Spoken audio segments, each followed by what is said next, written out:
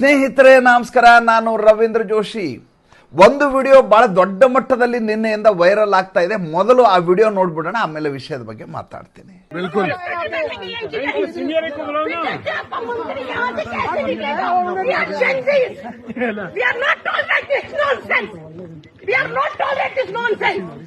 आप तो मुझे बताओ, तो बैठोगे या नहीं बैठोगे? चलो चलो कैसे रोकेंगे? 5 घंटे हो गए, निकालो सब लोग गाड़ियों, चलो। वो कश्मीर एयरपोर्ट नहीं उतरे।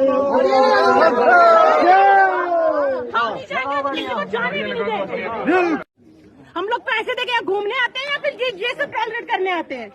ताला लगा दिया इन्होंने, कश्मीरियों के साथ तो करते हैं, अब बाहर के टूरिस्टों के साथ भी कर रहे हैं। देखो इन्होंने किसी ताला लगा दिया, अपना नाम भी नहीं बताया और वहाँ चले गए। ये देखो यहाँ पे कोई भी जवाबदारी के लिए कोई नहीं बैठा है यहाँ पर। ಸ್ನೇಹಿತರೆ, ಈ ಯುವತಿ ಲದ್ದಾಖಿಗೆ ಪ್ರವಾಸಕ್ಕೆ ಹೋದಂಥ ಯುವತಿ. ಈಕೆ ತನ್ನನ್ನು ತಾನು ಜನ್ಜಿ ಅಂತ ಕರ್ಕೋತಾ ಇದ್ದಾಳೆ. ಈಕೆಗೆ 2 ಮಕ್ಕಳಿದ್ದಾರೆ. ಈಕೆ ಯಾವ ರೀತಿಯ ಜನ್ಜಿ ಅಂದರೆ ನಮ್ಮ ರಾಹುಲ್ ಗಾಂಧಿಯ ರೀತಿಯ ಜನ್ಜಿ. ಆತ ಇನ್ನು 3 ವರ್ಷಕ್ಕೆ ಷಷ್ಠಬ್ದಿಯನ್ನು ಆಚರಿಸ್ಕೋಬೇಕು. ತನ್ನನ್ನು ತಾನು ಯುವ ಯುವ ಯುವ ಅಂತ ಕರ್ಕೋತಾನೆ. ಈಕೆ ಅಭಿಜಿತ್ ದೀಪ್ಗೆ ಥರದ ಜಂಜಿ. ಈಕೆ ಅಖಿಲೇಶ್ ಯಾದವ್ ರೀತಿಯ ಜಂಜಿ. ಈಕೆ ತೇಜಸ್ವಿ ಯಾದವ್ ರೀತಿಯ ಜಂಜಿ. ಈಕೆ ಮಾಡಿದಂಥ ಅಪಸವ್ಯ ಏನು, ಉಪದ್ವ್ಯಾಪ ಏನು ಅಂತ ಹೇಳ್ತೀನಿ ನೋಡಿ. ಈ ಲದ್ದಾಖ್ ಮಾರ್ಗ ಇದೆಯಲ್ಲ, ಈ ಲದ್ದಾಖ್ನಲ್ಲಿ ಯಾವಾಗಲೂ ಕಾನ್ವಾಯ್ಗಳು ಹೋಗ್ತಿರ್ತವೆ. ಅಂದರೆ ಸೇನೆಯ ವೆಹಿಕಲ್ಗಳು ಪಾಸ್ ಆಗುವ ಸಂದರ್ಭದಲ್ಲಿ ಅಲ್ಲಿಯ ಸ್ಥಳೀಯ ಪೊಲೀಸರು ಬೇರೆ ಪ್ರವಾಸಿಗರಿಗೆ, ಬೇರೆ ವಾಹನಗಳಿಗೆ ಹೋಗಲಿಕ್ಕೆ ಅವಕಾಶ ಮಾಡಿಕೊಡೋದಿಲ್ಲ. ಇದನ್ನು ಝೀರೋ ಟ್ರಾಫಿಕ್ ಮಾಡಿ ಆ ವೆಹಿಕಲ್ಗಳು ಹೋದ ನಂತರ ಉಳಿದ ವೆಹಿಕಲ್ಗಳಿಗೆ ಅವಕಾಶ ಮಾಡಿ ಕೊಡ್ತಾರೆ. ಯಾಕಂದರೆ ಬಂದಿರುವಂಥ ಪ್ರವಾಸಿಗರ ವಾಹನಗಳಲ್ಲಿ ಏನಿದೆಯೋ ಏನಿಲ್ವೋ ಅನ್ನೋದ್ರ ಬಗ್ಗೆ ಮಾಹಿತಿ ಇರೋದಿಲ್ಲ. ಎರಡನೇದಾಗಿ ದೇಶದ ಗಡಿಯ ಸುರಕ್ಷತೆಯ ದೃಷ್ಟಿಯಾಗಿರೋದ್ರಿಂದ ಯಾವುದೇ ವಾಹನಗಳು ಈ ಜಮ್ಮು ಕಾಶ್ಮೀರ ಮತ್ತು ಲೇಹ್ ಲಡಾಖ್ ಎಲ್ಲೆಲ್ಲಿ ನಮ್ಮ ಬಾರ್ಡರ್ ಏರಿಯಾ ಇದೆ ಅಲ್ಲಿ ಕಾನ್ವಾಯ್ಗಳು ಹೋಗುವ ಸಂದರ್ಭದಲ್ಲಿ ಅದನ್ನು ಝೀರೋ ಟ್ರಾಫಿಕ್ ಮಾಡಲಾಗುತ್ತೆ. ಈ ಯುವತಿ ಹೋಗ್ತಾ ಇದ್ದದ್ದು ಮಿನಿಮಾರ್ಗ್ ಚೆಕ್ ಪಾಯಿಂಟ್ ಅನ್ನುವಂಥ ಒಂದು ಜಾಗದಲ್ಲಿ. ಇದು ಜೋಜಿಲಾ ಮತ್ತು ಗುಮ್ರಿ ಹೋಗುವ ಮಧ್ಯೆ ಬರುವಂಥ ಒಂದು ಚೆಕ್ ಪಾಯಿಂಟ್. ಈ ಚೆಕ್ ಪಾಯಿಂಟಲ್ಲಿ ಗಾಡಿಯನ್ನು ನಿಲ್ಲಿಸಲಾಗುತ್ತೆ. ಸುಮಾರು ಗಂಟೆಗಳ ಕಾಲ ನಿಂತಿರುತ್ತೆ.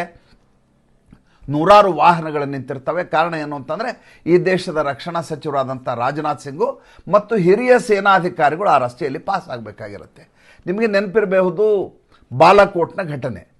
ಇದೇ ರೀತಿಯದಾದಂಥ ಝೀರೋ ಟ್ರಾಫಿಕ್ ಮಾಡಿದ ಸಂದರ್ಭದಲ್ಲಿಯೂ ಕೂಡ ವಯಲೇಷನ್ ಮಾಡಿ ಬಂದು ಒಂದು ವೆಹಿಕಲ್ ಬಂದು ಸೇನಾ ವಾಹನಕ್ಕೆ ಗುದ್ದಿದ ಪರಿಣಾಮವಾಗಿ ನಮ್ಮ 40 ಯೋಧರು ಹುತಾತ್ಮರಾಗಬೇಕಾದಂಥ ಸಂದರ್ಭ ಒದಗಿ ಬಂತು.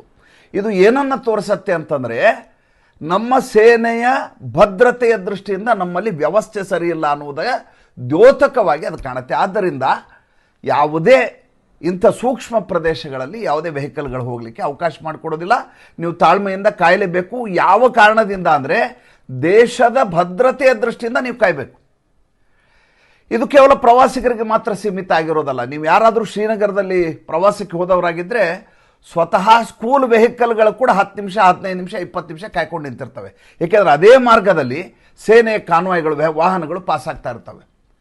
ಕಾಯ್ಕೊಂಡು ಕೂಡಲೇಬೇಕು. ಅದು ಹೋದ ಮೇಲೆ ಬಿಡೋದು. ಇದು ನಿರಂತರವಾಗಿ ಪ್ರತಿ ದಿವಸ ಬೆಳಗ್ಗೆ 9ಕ್ಕೆ, ಮಧ್ಯಾಹ್ನ 2ಕ್ಕೆ, ಸಂಜೆ 6ಕ್ಕೆ ಹೀಗೆ ಬೇರೆ ಬೇರೆ ಅವಧಿಯಲ್ಲಿ ಈ ರೀತಿ ಕಾನ್ವಾಯ್ಗಳು ಪಾಸ್ ಆಗ್ತವೆ. ಯಾರು ಗಡಿ ಪ್ರದೇಶದಲ್ಲಿ ಓಡಾಡಿ ಬಂದಿದ್ದೀರೋ, ಪ್ರವಾಸ ಮಾಡಿದ್ರೆ ಅವ್ರು ಚೆನ್ನಾಗಿ ಗೊತ್ತಿರ್ತಾರೆ. ಈ ಯುವತಿ ಏನು ಮಾಡ್ತಾಳೆ, ಈ ರೀತಿ ನಿಲ್ಲಿಸಿದ ಸಂದರ್ಭದಲ್ಲಿ ಕೈಯಲ್ಲಿ ಮೊಬೈಲ್ ಹಿಡ್ಕೋತಾಳೆ, ಕಿರ್ಚಾಡ್ಲಿಕ್ಕೆ ಶುರು ಮಾಡ್ತಾಳೆ. ಏನು ಮಾಡ್ತಾ ಇದ್ದೀರಾ?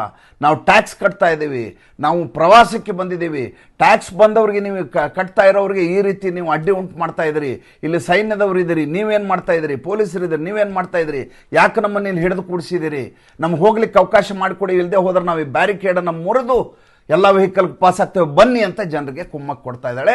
ಅಲ್ಲಿರುವ ಜನರು ವ್ಯವಧಾನವನ್ನು ಕಳ್ಕೊಂಡು, ವಿವೇಚನೆಯನ್ನು ಕಳ್ಕೊಂಡು ಈಕೆಯ ಜೊತೆ ಧ್ವನಿಯನ್ನೆತ್ತಾರೆ. ಅಲ್ಲಿರುವ ಸೇನಾಧಿಕಾರಿಗಳು ನೋಡಿ, ಅವರು ಮನಸ್ಸು ಮಾಡಿದ್ರೆ 2 ಸೆಕೆಂಡಲ್ಲಿ ಈಕೆಯನ್ನು ಅರೆಸ್ಟ್ ಮಾಡಿ ಒಳಗೆ ಹಾಕ್ಬೋದು. ಅವ್ರಿಗೆ ಸಂಪೂರ್ಣವಾದ ಪರಮಾಧಿಕಾರ ಇದೆ. ಯಾರೇ ಈ ರೀತಿಯದಾದಂಥ ವಿಧ್ವಂಸಕ ಆಲೋಚನೆ ಮಾಡುವಂಥವರು ಮತ್ತು ದೇಶದ ಭದ್ರತೆಗೆ ಧಕ್ಕೆಯನ್ನು ತರುವಂಥ ವಿಚಾರದಲ್ಲಿ ಭಾಷಣ ಮಾಡಿದರೂ ಕೂಡ ಅಥವಾ ಮಾತಾಡಿದರೂ ಕೂಡ ಅವ್ರನ್ನ ಒಳಗೆ ಹಾಕ್ಬೋದು. ಅವರು ವಿಚಾರಣೆ ಆಮೇಲೆ ಮೊದಲು ಒಳಗೆ ಹಾಕಿಬಿಡ್ಬೋದು. ಕೇವಲ ಸಂಶಯಾಸ್ಪದ ರೀತಿಯಲ್ಲಿ ಓಡಾಡುವಂಥ ವ್ಯಕ್ತಿಗಳನ್ನ ಕೂಡ ಈ ರೀತಿಯ ಗಡಿ ಪ್ರದೇಶದಲ್ಲಿ ಜಮ್ಮು ಕಾಶ್ಮೀರ, ಲೇಹ್ ಲಡಾಖ್ ಎಲ್ಲ ಕಡೆ ತಕ್ಷಣದಲ್ಲಿ ತೆಗೆದುಕೊಂಡು ಹೋಗಿ ಅವ್ರನ್ನ ಹಿರಾಸತಿಗೆ ತಗೋತಾರೆ. ತಗೊಂಡು ಅವ್ರನ್ನ ಎನ್ಕ್ವೈರಿ ಮಾಡ್ಲಿಕ್ಕೆ ಶುರು ಮಾಡ್ತಾರೆ. ಈಕೆ ಸಾರ್ವಜನಿಕವಾಗಿ ಕಿರುಚಾಡ್ತಾಳೆ. ಜೊತೆಗೆ ಇಷ್ಟು ದಿವಸ ನರೇಂದ್ರ ಮೋದಿ ಅವರ ವಿರುದ್ಧ, ಧರ್ಮೇಂದ್ರ ಪ್ರಧಾನ್ ವಿರುದ್ಧ, ಅಮಿತ್ ಶಾ ವಿರುದ್ಧ, ಈ ದೇಶದ ಸರ್ಕಾರದ ವಿರುದ್ಧ ಜನಜಿ ಹೆಸರಲ್ಲಿ ಬ್ಲ್ಯಾಕ್ ಮೇಲ್ ತಂತ್ರ ನಡೀತಾ ಇತ್ತು. ಈಕೆ ಒಂದು ಹೆಜ್ಜೆ ಮುಂದೆ ಹೋಗಿರೋದು. ಈಗ ಈಕೆ ಸೈನ್ಯದ ವಿರುದ್ಧ ತನ್ನ ಧ್ವನಿಯನ್ನು ಎತ್ತಿರೋದು. ಅಷ್ಟೇ ಅಲ್ಲ, ಕೊನೆಗೆ ಒಂದು ಮಾತನ್ನು ಹೇಳ್ತಾಳೆ. ಏನನ್ನು ಹೇಳ್ತಾಳೆ ಅಂದರೆ, ನಾನು ಇಷ್ಟಕ್ಕೆ ಬಿಡೋದಿಲ್ಲ, ಪಾರ್ಲಿಮೆಂಟ್ವರೆಗೂ ತೆಗೆದುಕೊಂಡು ಹೋಗ್ತೀನಿ ಇದನ್ನ, ನಾ ಪಾರ್ಲಿಮೆಂಟ್ವರೆಗೂ ಬಿಡಲ್ಲ ಇದನ್ನ ಅಂತ ಹೇಳ್ತಾಳೆ. ಈಕೆ ಯಾರು ಅನ್ನೋದು ನನ್ನ ಮೊದಲೇ ಪ್ರಶ್ನೆ. ಮೊದಲೇದಾಗಿ ಇಂಥವ್ರು ಯಾರು ಜಂಜಿಗಳಲ್ಲ. ಇವರು ಜಂಜಿ ಹೆಸರಿನಲ್ಲಿ ಕ್ಷುದ್ರ ಬ್ಲ್ಯಾಕ್ ಮೇಲ್ ತಂತ್ರವನ್ನು, ಈ ರೀತಿ ಹಿಂಸೆಯನ್ನು ಕೊಡುವಂಥ, ವಿಧ್ವಂಸಕ ಕೃತ್ಯವನ್ನು ನಡೆಸುವಂಥ, ಉತ್ತೇಜನಕಾರಿಯಾದಂಥ ಹೇಳಿಕೆ ಕೊಡುವಂಥ ಒಂದಷ್ಟು ಕ್ಷುದ್ರ ಜೀವಿಗಳಿವು. ಆದರೆ ಇದು ಯಾವ ರೀತಿಯದಾದಂಥ ನರೇಟಿವನ್ನು ದೇಶದಲ್ಲಿ ಸೃಷ್ಟಿ ಮಾಡುತ್ತೆ ಅಂದರೆ, ನಾವು ಏನು ಮಾಡಿದರೂ ನಡೆಯುತ್ತೆ ಅನ್ನುವ ರೀತಿಯಲ್ಲಿ ಇವ್ರದ್ದೆಲ್ಲ ಆಟಾಟೋಪ ನಡೀತಾ ಇರುತ್ತೆ. ಇವ್ರ ಕೈಯಲ್ಲಿ ಒಂದು ಮೊಬೈಲ್ ಇರುತ್ತೆ, ಅದರಲ್ಲಿ ಅತಿ ಕಡಿಮೆ ದರದಲ್ಲಿ ನರೇಂದ್ರ ಮೋದಿ ಅವ್ರು ಕೊಟ್ಟಿರುವಂಥ ಡಾಟಾ ಇರುತ್ತೆ. ಇವ್ರದ್ದೊಂದು ಇನ್ಸ್ಟಾಗ್ರಾಮ್ ಅಕೌಂಟ್ ಇರುತ್ತೆ, ಅಲ್ಲಿ ಒಂದಷ್ಟು ಜನ ಫಾಲೋಯರ್ಸ್ ಇರ್ತಾರೆ. ಆ ಫಾಲೋಸು, ವ್ಯೂಸು, ಲೈಕ್ಸು, ಎಂಗೇಜ್ಮೆಂಟ್ಸು ಮಾಡ್ಕೊಳ್ಳಿಕ್ಕೆ ಇಡೀ ಈ ರೀತಿಯದಾದಂಥ ಒಂದು ದೊಡ್ಡದಾದಂಥ ಜನಾಂಗ ಈಗ ಸನ್ನದ್ಧರಾಗಿ ಹೊರಟಿದೆ. ಏನಂತ ಹೇಳ್ತೀರಿ ಇದಕ್ಕೆ? ದಯವಿಟ್ಟು ನನಗೆ ಹೇಳಿ. ಈಗ ಎಲ್ಲರೂ ಬಂದು ಎಲ್ಲಿಗೆ ನಿಲ್ತಾರೆ ಅಂದರೆ, ಲಾಸ್ಟಿಗೆ ನರೇಂದ್ರ ಮೋದಿ ಏನು ಮಾಡ್ತಾ ಇದ್ದಾರೆ, ಅಮಿತ್ ಶಾ ಏನು ಮಾಡ್ತಾ ಇದ್ದಾರೆ ಅಂತಲೇ ಪ್ರಶ್ನೆ ಕೇಳ್ತೀರಿ. ಭಾಳ ಸ್ವಾಭಾವಿಕವಾದದ್ದು. ನಮ್ಮ ಜವಾಬ್ದಾರಿ ಏನಿದೆ ಅನ್ನೋದನ್ನು ಆಲೋಚನೆ ಮಾಡಿ.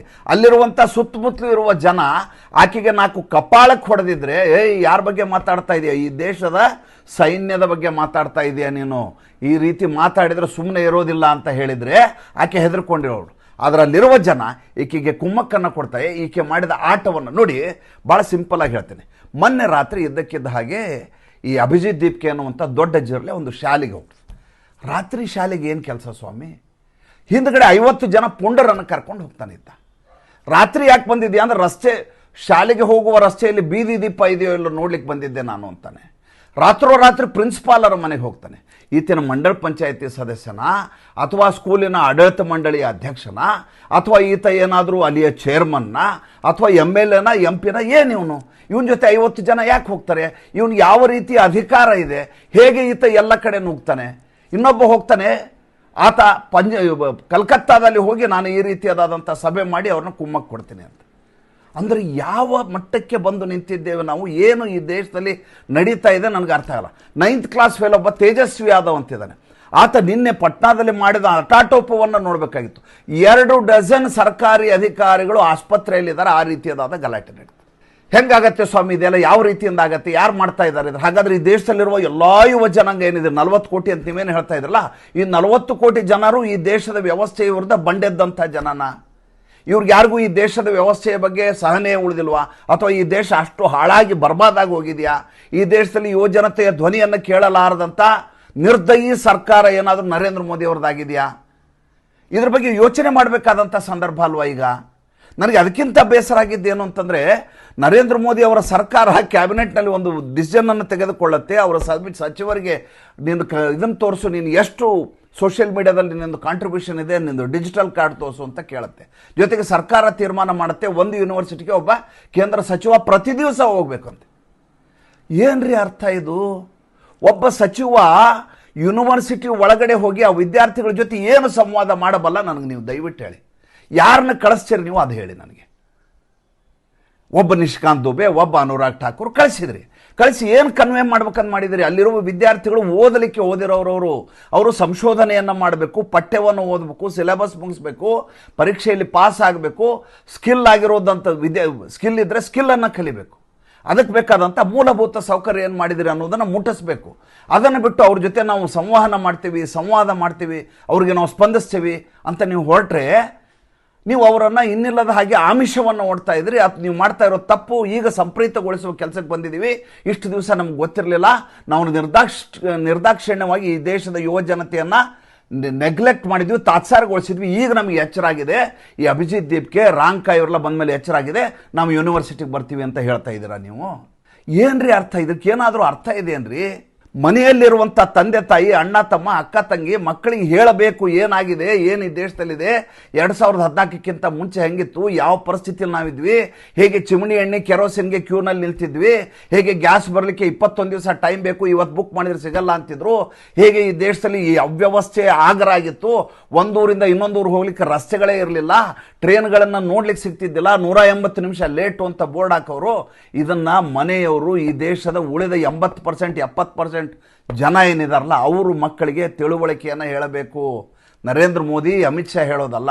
ನರೇಂದ್ರ ಮೋದಿ, ಅಮಿತ್ ಶಾ ಮೊದಲು ಇವ್ರನ್ನ ಒಳಗೆ ಹಾಕಬೇಕಾಗಿತ್ತು, ಇನ್ನೂವರೆಗೂ ಹಾಕಿಲ್ಲ. ಅತಿ ದೊಡ್ಡದಾದಂಥ ಪ್ರಮಾದ ಈ ದೇಶದಲ್ಲಿ ಜರುಗಿದೆ, ಅದ್ರ ಬಗ್ಗೆ ಎರಡು ಮಾತೇ ಇಲ್ಲ.